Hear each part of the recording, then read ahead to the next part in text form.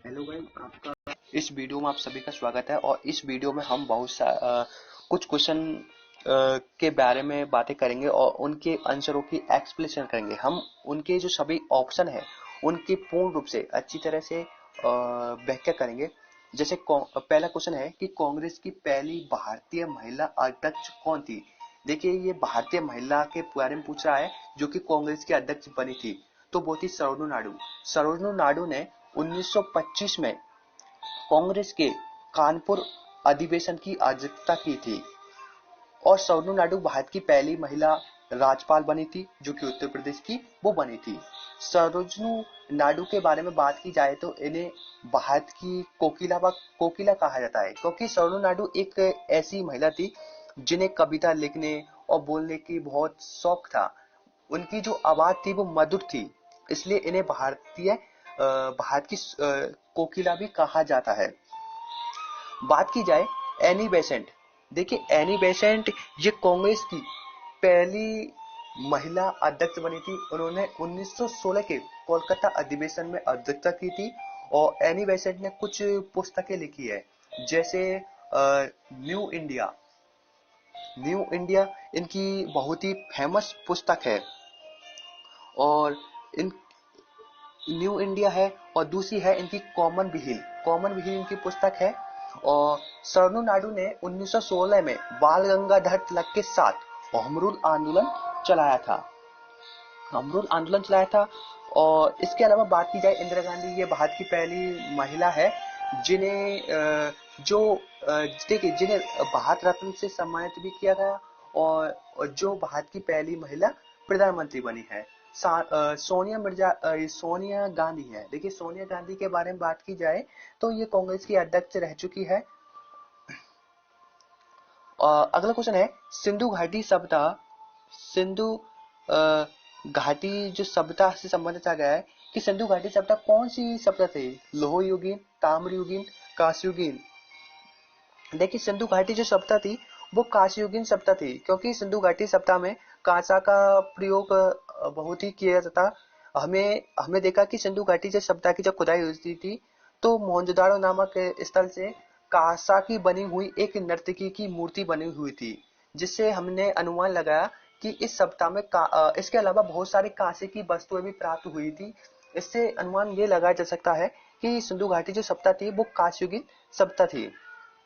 कांसा के बारे में बात की जाए तो ये तामा और टिन का मिलकर बनता है। तामा और टिन से मिलकर बनता है, जबकि पीतल है ये तामा और जिंक से मिलकर बनता है। तो इससे अलावा हम ये अनुमान लगा सकते हैं कि सिंधु घाटी सभ्यता के जो लोग थे वो काफी प्रकार के उद्योगों में निपुण थे। इसके अलावा अलग क्वेश्चन है, ये पुस्तकों से संबंधित आ चुका है। जैसे आता है विशाखा दत्त द्वारा कौन सी पुस्तक लिखी गई थी। देखिए, विशाखा दत्त ने लिखी थी मुद्रा राक्षस। विशाखा दत्त ने जो पुस्तक लिखी थी उसका नाम था मुद्रा राक्षस। कादम्बरी के बारे में बात की जाए तो ये बाण भट्ट ने द्वारा लिखी गई थी। बाण भट्ट जो कि ये हर्षवर्धन का दरबारी था और इन्होंने हर्षचरित पुस्तक भी लिखी थी। और बात की जाए इंडिका, जो कि इंडिका जो पुस्तक है ये कल्याण की पुस्तक है। मृच्छकटिकम जो पुस्तक है ये शूद्रक की है। अगर देखिए, अगर इन पुस्तकों के और ज्यादा व्याख्या की जाए तो बहुत ही व्याख्या हम कर सकते हैं। जिस तरह हम बात करें कि इंडिका जो पुस्तक है ये कल्याण ने लिखी थी, इसके अंतर्गत भारतीय इतिहास के बहुत सारी जो जानकारियां हमें देखने को मिलती है। अगला क्वेश्चन है कि हमें समेकित करना है कि हमें उसे ढूंढना है जो इनमें से नहीं है। जैसे बात की जाए केन्या। देखिए, केन्या जो कि नैरोबी की राजधानी है और यहीं से ही केन्या से ही विश्व पर्यावरण प्रोग्राम की शुरुआत हुई थी। यहाँ से विश्व पर्यावरण प्रोग्राम की शुरुआत हुई 5 जून 1972 को। इसलिए प्रत्येक वर्ष विश्व पर्यावरण दिवस 5 जून को मनाया जाता है। स्वीडन की बात की जाए तो स्वीडन की जो राजधानी है वो स्टॉकहोम है, और स्टॉकहोम है और 1972 में स्टॉकहोम से ही सतत विकास कार्यक्रम की शुरुआत हुई थी, जिसके अंतर्गत 17 लक्ष्य रखे गए थे जो कि पर्यावरण से संबंधित था। और इसके अलावा बात की जाए डेनमार्क कोपेनहेगन की राजधानी है, और जो तंजानिया की राजधानी रबात नहीं है बल्कि इसकी राजधानी है दोरोमा। इसलिए हम कह सकते हैं इनमें से जो गलत है वो है तंजानिया की राजधानी क्या है, दोरोमा है। और जो रबात है ये मोरक्को की राजधानी है। अगला क्वेश्चन है कि वेदों में झेलम नदी को किस नाम से जाना जाता था। देखिए वेदों में जो वर्तमान में हमारी जो नदियां हैं उन्हें अलग अलग नामों से जाना जाता था, और उनका वेदों में काफी प्रकार उल्लेख हुआ है। जैसे गंगा नदी जो गंगा नदी है उसका केवल एक बार उल्लेख हुआ है, जबकि जो यमुना नदी है उसका सर्वाधिक उल्लेख हुआ है। जैसे बात की जाए वेदों में, हमसे पूछा है कि वेदों में झेलम नदी को वितस्ता नदी के नाम से जाना जाता था, और असगनी चेनाब नदी को जाना जाता था, और परुषणी नदी है ये रावी नदी को जाना जाता था, और अगन्या ज्ञा को कहा जाता था वेदों में। देखिए जो परुषणी नदी है इसी के किनारे 10 राज्य युद्ध लड़ा गया था, यानी 10 जनों के जो राजा थे, यानी 10 राजा थे जिनका एक समूह था, और भरत जन का एक राजा था सुदास, उनके मध्य लड़ा था जिसमें सुदास की जीत हुई थी।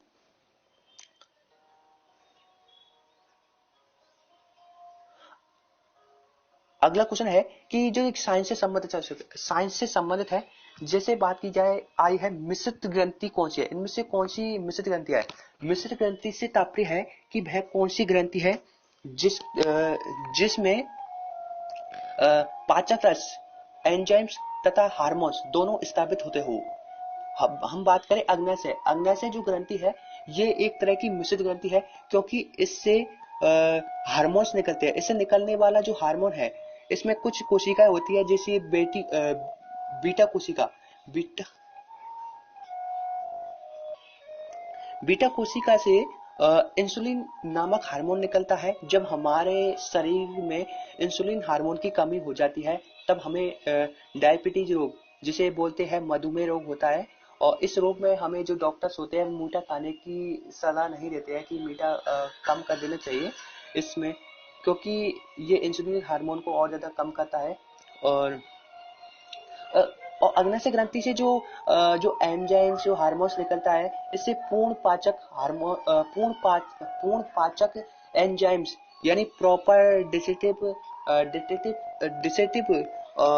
जूस निकलता है, जो कि हमारे भोजन को पचाने में सहायक होता है।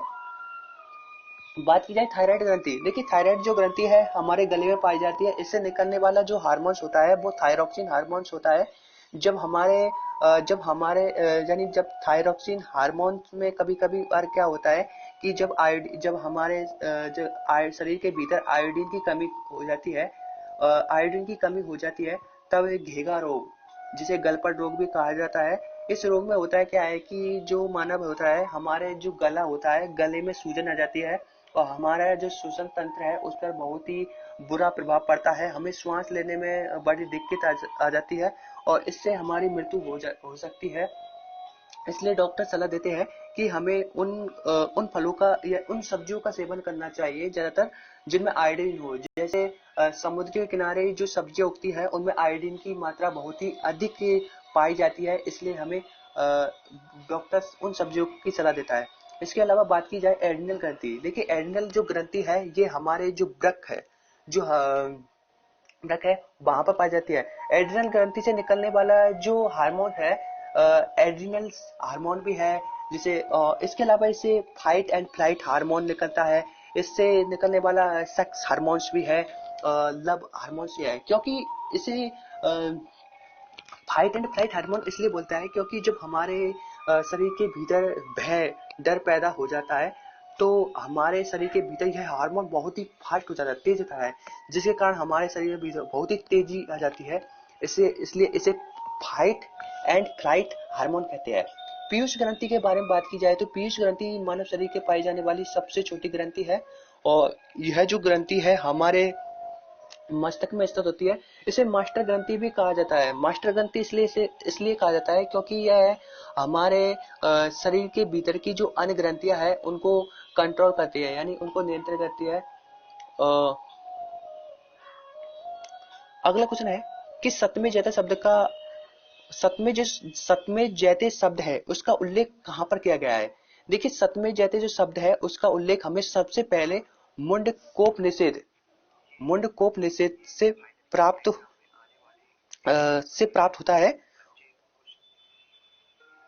और ज्वालापनिषद के बारे में बात की जाए तो इसके अंतर्गत हमें जो 4 आश्रम है उनके बारे में जानकारी मिलती है। ऋग्वेद की बारे में बात की जाए तो ऋग्वेद के अंतर्गत ऋग्वेद का जो चौथा मंडल है ऋग्वेद का जो चौथा मंडल है उस ऋग्वेद के चौथे मंडल में हमें जो 4 वर्ण है ब्राह्मण क्षत्रिय शूद्र उनके बारे में हमें जानकारी मिलती है। अगला क्वेश्चन है कि कार्ल लैडिस्टर, देखिए ये भी साइंस से संबंधित आ चुका है। कार्ल लैडिस्टर ने किसकी खोज की थी। देखिए, कार्ल लैडिस्टर है उन्होंने रक्त परिसरण है इसकी खोज की थी। रक्त परिसरण की खोज इसने कार्ल लैडिस्टर ने की थी। और देखिए, रक्त परिसरण तंत्र का मतलब है कि जो हमारा ब्लड है उसका परिसंचरण, यानी हमारे शरीर के भीतर उसका आवागमन किस तरह होता है, किन माध्यमों से होता है, उसके बारे में सबसे पहले हमें कार्ल जो लैडिस्टर है उन्होंने बताया था। और बात की जाए जीवित कोशिका खोज, देखिए कोशिका क्या है। देखिए कोशिका जो है ये मानव शरीर की सबसे छोटी क्रियात्मक और संरचनात्मक इकाई होती है, और बहुत सारी कोशिकाओं से मिलकर हमारे शरीर का निर्माण होता है। हर रोज बहुत सारी लाखों करोड़ जो लाखों कोशिका है वो नष्ट होती है, और अनेक बहुत सारी कोशिकाओं का निर्माण होता है। तो सबसे पहले 1765 में एक वैज्ञानिक थे जिनका नाम था रॉबर्ट हुक। उन्होंने मृत कोशिका की खोज की थी। उन्हीं के कुछ सालों पश्चात 10 साल पश्चात यानी 9 साल पश्चात यानी 1674 में एक वैज्ञानिक हुए थे जिनका नाम था ल्यूवेन हॉक। उन्होंने जीवित कोशिका की खोज की थी। और बात की जाए रक्त समूह की खोज, तो रक्त समूह की खोज ये विलियम हार्वे ने की थी। रक्त समूह से मतलब है कि जो हमारा ब्लड है इसका समूह, यानी इसको कितने भागों में बांटा गया है, इसका कौन कौन से समूह है। जैसे हमारा ब्लड ग्रुप होता है, जैसे ए होता है, बी होता है, ए होता है, बी होता है, ओ है, और ए भी होता है। जैसे बात की जाए जो ए ब्लड ग्रुप है उसको सर्वग्राही कहा जाता है, क्योंकि जो ए ब्लड ग्रुप होता है इसमें एंटीजन तो पाया जाता है लेकिन इसमें एंटीबॉडी का अभाव होता है। इसी कारण इस ब्लड ग्रुप वाले व्यक्ति का जो खून है वो ए तथा ए बी को दिया जा सकता है। और बात की जाए जैसे ओ, इसे सर्वदाता कहा जाता है, यानी सर्वदाता कहा जाता है, डोनर कहा जाता है, क्योंकि इसके जो ब्लड है उसमें एंटीबॉडी पाई जाती है बल्कि एंटीजन नहीं पाया जाता है। और बात की जाए इसके अलावा आरएच फैक्टर, देखिए आरएच फैक्टर की जो खोज है ये सबसे पहले जो वैज्ञानिक है कार्ल लैंडनिस्टर और एक और वैज्ञानिक थे जिनका नाम है बीनर, उन्होंने रीसस बंदर के शरीर में खोज की थी। और हमारे जो देखिए अगला क्वेश्चन है कि जो अगला टॉपिक ये है कि आनुवंशिकता का नियम किसने दिया था। देखिए आनुवंशिकता का जो नियम है ये सबसे पहले दिया था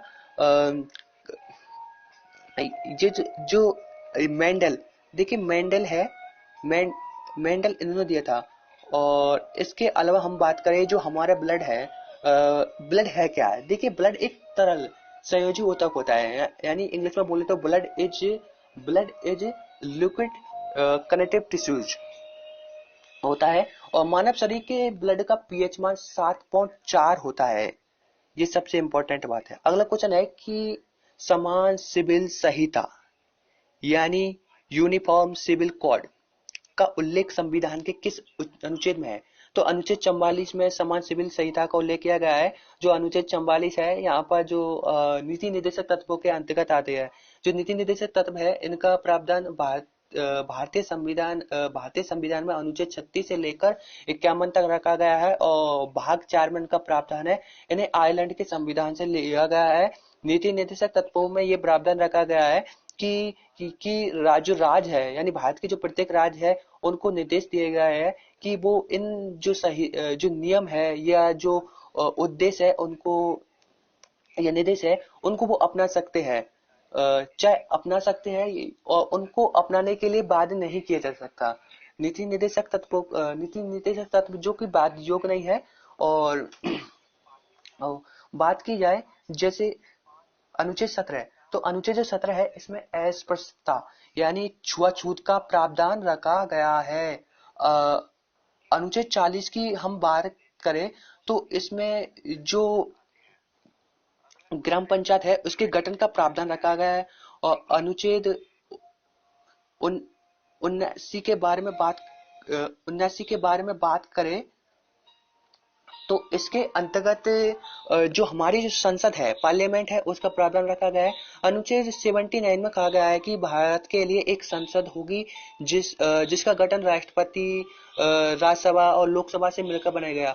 जो अनुच्छेद 80 है उसमें राज्यसभा का उल्लेख है और अनुच्छेद 81 में लोकसभा का उल्लेख है। अगला क्वेश्चन है कि मृतकों का टीला किसे कहा जाता है? देखिए, मृतकों का जो टीला है ये मोहनजोदाड़ो को कहा जाता है। बात की जाए कालीबंगा, देखिए कालीबंगा जो कि राजस्थान के हनुमानगढ़ जिले में पड़ता है और यहाँ पर देखा जाए तो विभिन्न प्रकार के जो पुरातात्विक अवशेष है यानी मिले हैं। जैसे बात की जाए, जैसे हम यहाँ पर बात करें तो यहाँ पर जुते हुए खेतों के साक्ष्य भी मिले हैं और यहाँ पर नालियों के बनाने के भी साक्ष्य मिले हैं। और जैसे आती है हमारा सुरता कोदड़ा। देखिए, सुरता कोदड़ा में जो घोड़े की अस्थियां है, पहली बार घोड़े की जो अस्थियां है ये सुरता कोदड़ा में मिली है। और मोहनजोदाड़ो में हम बात करें जैसे विशाल स्नानगार है, अन्नागार है और इसके अलावा जो कांसे की बनी हुई नर्तकी की मूर्ति है जो कि यहीं पर मिले हैं। और मोहनजोदाड़ो से ही जो टीले मिले हैं, जो दो वर्गों के टीले भी यहाँ पर मिले हैं। जो मोहनजोदाड़ो है, हड़प्पा है, ये सिंधु घाटी सभ्यता के मुख्य नगर थे। अगला क्वेश्चन है, जैसे हमारा ये जो मंदिर से संबंधित आ चुका है, जैसा आता है ब्लैक पैगोडा। इनमें से हमें ये बताना है कि कौन सा असत्य है। जैसे ब्लैक पैगोडा जो मंदिर है उड़ीसा में पड़ता है, जो कि सूर्य देवता को समर्पित है। कैलाश मंदिर महाराष्ट्र में पड़ता है। इस मंदिर का जो निर्माण है वो पहाड़ी को काटकर बनाया गया। यहाँ पर एक शिवलिंग है शिव शंकर का। सबरीमाला जो मंदिर है ये कर्नाटक में नहीं है बल्कि ये केरल में है। और सबरीमाला भारत का एकमात्र ऐसा मंदिर है जहाँ पर महिलाओं का प्रवेश निषेध है। और यहाँ पर जो भगवान है, भगवान अयप्पा स्वामी की यहाँ पर मूर्ति है। और विरूपाक्ष जो मंदिर है ये कर्नाटक में है। विरूपाक्ष मंदिर कर्नाटक में है। तो अगला जो है ये देखिए जैन धर्म से आ चुका है। जैसे बात की जाए कि पहले जैन तीर्थकर कौन थे। देखो, पहले जो जैन तीर्थकर थे वो थे ऋषभदेव। जैन धर्म में अब तक 24 तीर्थकर हुए हैं, जिनमें पहले थे ऋषभदेव, 23वें थे वो थे पार्श्वनाथ और 24वें थे महावीर स्वामी। धम्मचक्र प्रवर्तन का संबंध है। देखिए, धम्मचक्र प्रवर्तन का संबंध कैसे है? सारनाथ, लोमनी, बोधगया, कुशीनगर। देखिए, धम्मचक्र का मतलब है कि जब महात्मा बुद्ध ने अपना जो पहला उपदेश दिया था, यानी ज्ञान प्राप्त हो चुका था, उसके बाद उन्होंने पहला उपदेश या शिक्षा जो दी थी वो दी थी सारनाथ में। इसलिए सारनाथ का संबंध धम्मचक्र प्रवर्तन से संबंध है। लुम्बिनी वन में इनका जन्म हुआ था 563 ईसा पूर्व। बोध गया में ये गए थे और वहां पर उन्हें ज्ञान की प्राप्ति हुई थी। बरगद वृक्ष के नीचे या बट वृक्ष के नीचे हम कह सकते हैं। और कुशीनगर में इन्हें महापरिनिर्वाण यानी यहाँ पर उनकी मृत्यु हो चुकी थी। भगवान जो बुद्ध की मृत्यु हुई थी उसे बौद्ध ग्रंथों में महापरिनिर्वाण कहा जाता है। देखिए ये आ चुका है, ये हमारे संविधान से संबंधित है कि मूल संविधान में कितने मौलिक कर्तव्य थे। देखिए बात की जाए जो हमारा जो संविधान है उसमें मौलिक कर्तव्यों का प्रावधान नहीं रखा गया था, सबसे बड़ी बात तो यह है। लेकिन 42वां संविधान संशोधन 1976 में किया गया और हमें मौलिक कर्तव्यों का प्रावधान रखने की जरूरत पड़ी। इसके लिए सरदार स्वर्ण सिंह समिति बनाई गई और इसी समिति के आधार पर 10 मौलिक कर्तव्यों का प्रावधान रखा गया। इन 10 मौलिक कर्तव्यों को रूस के संविधान से लिया गया था। और बात करें इसके अलावा वर्तमान में 11 मौलिक कर्तव्य है। तो 11वां जो मौलिक कर्तव्य है ये 86वां संविधान संशोधन अधिनियम 2002 किया गया और इसमें 11वां जो मौलिक कर्तव्य है वो रखा गया था। देखिए मौलिक के जो कर्तव्य है ये तो हमने संशोधन के माध्यम से ले लिए थे, लेकिन इनका प्रावधान संविधान के जो आर्टिकल्स है और जो भाग है उनमें कहाँ रखा गया है। देखिए जो नीति निर्देशक तत्व है उनके साथ इनको रख दिया गया था, यानी भाग 4 क्या बोल सकते हैं या ए बोल सकते हैं, उनमें इनको रख दिया था। जबकि अनुच्छेद 36 से लेकर 51 तक नीति निर्देशक तत्वों का प्रावधान है। तो जो लास्ट का हमारा आर्टिकल है यानी 51 यानी 51वां जो अनुच्छेद है उसमें अनुच्छेद 51 के इसमें मौलिक कर्तव्यों का प्रावधान रख दिया गया था।